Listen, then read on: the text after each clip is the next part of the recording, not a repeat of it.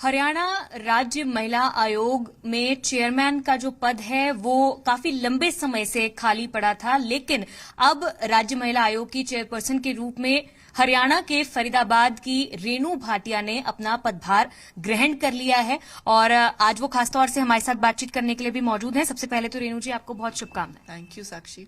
रेणु जी, जिस तरह से महिला आयोग की अगर हम बात करें, आप खुद भी एक महिला हैं और आपकी जो कहानी है, खुद की कहानी रही है, वो भी बहुत इंस्पायरिंग रही है, जो कहीं ना कहीं आपको ये समझने में हेल्प करेगी कि महिलाओं को क्या दिक्कतें होती हैं, किस तरह की परेशानियां और चुनौतियां उनकी जिंदगी में आती हैं।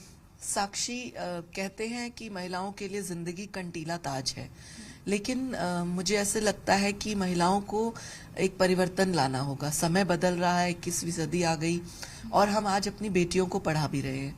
तो जैसे जैसे परिवर्तन आ रहा है, हमें अपनी बेटियों को, चाहे वो ग्रामीण क्षेत्र की हो, चाहे वो शहरी क्षेत्र की हो, हमें उनमें परिवर्तन लाना होगा, उनको मजबूत करना होगा।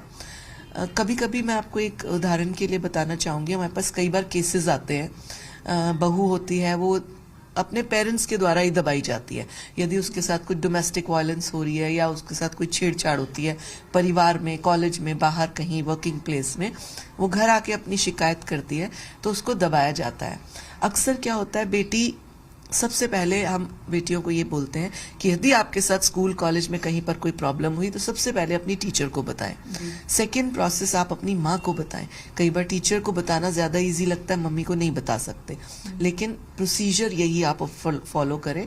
आप अपनी टीचर को बताएं, मदर को बताएं, नहीं तो हमारे जैसे आयोग की बहनें हैं और लोग हैं जो आपकी इस समस्या को सुनेंगे। तो उम्मीद कर रहे हैं कि आपके आने के बाद कामों में और गति आएगी। क्या कुछ आपकी प्राथमिकताएं रहेंगी?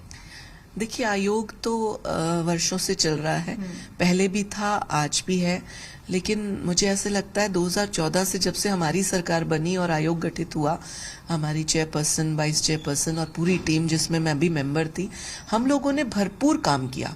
मतलब हम लोगों में पूरी टीम में एक पैशन था काम करने का और हमने मैक्सिमम केसेस भी सॉल्व किए। कल मेरी वाइस चेयरपर्सन प्रीति भारद्वाज भी डिटेल बता रही थी मीडिया को कि हमने 95% केसेस, बल्कि 98% केसेस अभी तक के सॉल्व किए हैं। कुछ वो केसेस रहते हैं जो बिल्कुल लीगल, जिनमें बहुत ज्यादा पेचीदगियां हैं या प्रॉब्लम है या नहीं हो पा रहे, तो कुछ ऐसे रहते हैं, परंतु हमने प्रयास किया कि हर बेटी को न्याय मिले, उनको वो सुविधा मिले जो उनको मिलनी चाहिए इस केस के दौरान, और किसी के साथ अन्याय ना हो।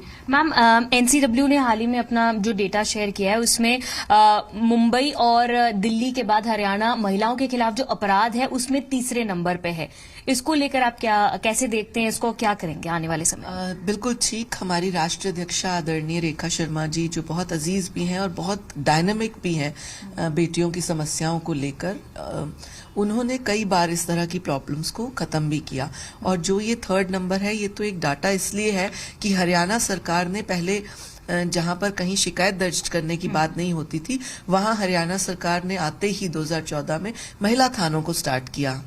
एक आध साल में महिला थाने स्टार्ट हुए। अब महिला थाने होंगे तो लड़कियां अपनी बात को इजीली रख सकती। मैम, जिस तरह से आपने कहा कि महिलाएं अब आगे आ रही हैं, अपनी कंप्लेंट्स लेकर फ्रंट फुट पे आ रही हैं, लेकिन कई बार ऐसा होता है कि महिला होने का एक एडवांटेज भी जो है वो कहीं ना कहीं मिल जाता है, जिसकी वजह से मर्दों को भी डिसएडवांटेज हो जाता है, कई बार पुरुषों को भी।